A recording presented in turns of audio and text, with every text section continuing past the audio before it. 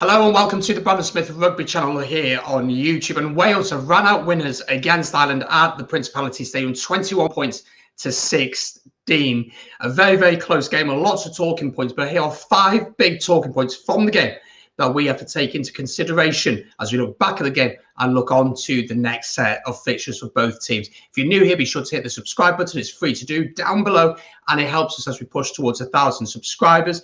And also, get your thoughts in the comments down below. I want to hear your thoughts. Let's crack on with the video. So point number 1 is this one. We've got to talk about it. Peter O'Mahony sent off for a red card. We have to start here because this really dictated how this game went. 100% a red card. If you haven't seen it, do go and check it out. A red card, he leads with the shoulder. There's no intent to wrap as he connects with the head of Wales prop Thomas Francis. It's reckless, it's dangerous, and it's just not necessary in the game anymore. It's not needed in the game and needs to be eradicated. So that really affected the game so much. And at the start, really, both teams are trying to test each other out. Lots of kicking going on. But that really just gave Wales the upper hand to an extent throughout this game. So a big, big talking point, that one. It's not up for debate. It's a red card, but it really affected the game. Let's move on to point number 2. Point number 2 is about Rhys Patchell, who scored a fantastic try today, but all around had a really good game for Wales. I'm going to take a look at some stats for that in just a second. He took his try really, really well, finished in the corner. The TMO wanted to check it.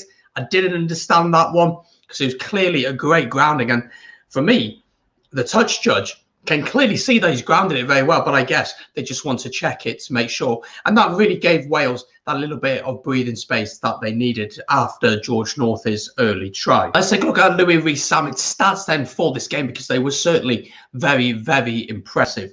He played 80 minutes in the game, getting a try, a single try, which is fantastic. 29 metres made with ball in hand, 2 carries, didn't knock on the ball once at all, 9 tackles made, 0 miss, so 100% tackle success rate for a winger who is known for his pace and his attacking ability. That's a really good shift to put in, to get 9 tackles and not have any missed. So he had a fantastic game, and that try really to top it off was brilliant. The only concern for him, of course, will be the injury sustained on his wrist. To me, it looked like it may have been a broken wrist, which is a big concern ahead of next week's game against Scotland. So we hope he's okay. He did play the full 80, in fact, all the way through. So fair play to him, but hopefully he's okay. Let's move on to point number 3. Big talking point number 3 is that this is a win that Wales desperately needed. Having only won 3 out of 8 games in 2020, the pressure was certainly on Wayne Pivac going into this one. The opener of the Six Nations, the pressure was on for both sides, but for Pivac, a big, big win. Although it was a good win, was the performance what we wanted? Probably not, but a win is a win, as I say. My big concern with this game as a Wales fan has got to be the fact that we didn't really see Pivac's style, but we saw a better defensive performance on the whole, although some of the stats would contradict that. And we saw a little bit more cohesion between the players. And I think the message was go and win. Don't go and try and play this style. Just go and win. And I think that's something that the players really caught on. Point number 4 then, guys. Point number 4 is about Ringrose. Ringrose had an exceptional game. He was world class today, and his stats certainly back them. We'll take a look at that in a second. But with ball in hand, he created a lot of trouble for the Welsh defensive line. Let's take a look at his stats. So minutes played, 80 minutes. So he played the full game. Meters made, 137 meters from 15 carries on the pitch. He had the ball in hand 96% of the time. So he's very confident with ball in hand. He wants to run with it. He doesn't look to kick that much. He keeps the ball in hand. He broke 5 tackles. And then on the defensive side, then he made 5 tackles, didn't miss a single tackle. So 100% success rate. Dominant tackles were 100%. So they were good tackles that had an impact on the opposition player. And then he won 1 turnover as well.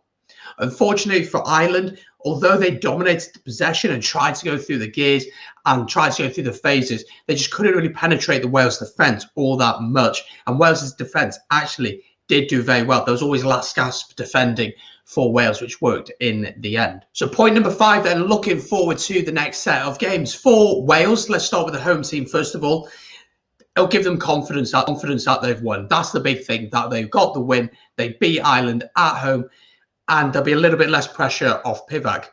On the other side of it, they didn't play all that well, and were pretty lucky, I think, in my opinion, to come away with the win. Scotland will be a very, very tough test. They'll be so happy and so full of confidence after that win against England down at Twickenham yesterday evening. And they were deserving of that win, played really, really well. What impressed me about the Scots was their game management. And Wales will certainly have to have better game management and take their opportunities a lot more. Wales obviously suffered a few injuries during the game as well, which is something that's going to be a bit of a concern going into next week. But we'll go in with confidence, and we've got a decent record against the Scots. For Ireland, they take on France. And oh my word, France look great, don't they? They didn't come out of third or fourth gear against the Italians.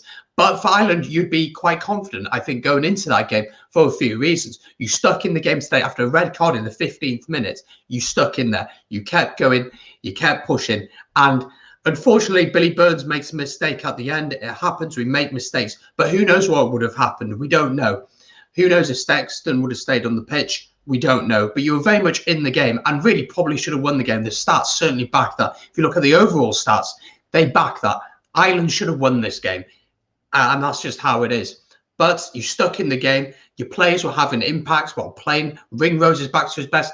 Tad Furlong came off the bench and looked pretty good as well. James Lowe looked dangerous in different positions on the pitch.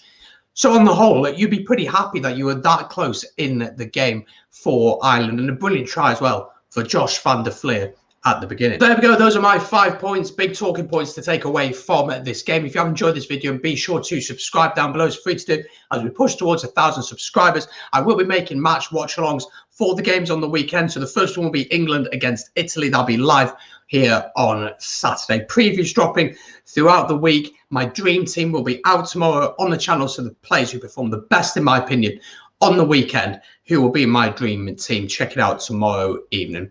Anyway, that's all from me. I hope you've enjoyed. Let me know your thoughts down in the comments down below, and I'll see you soon.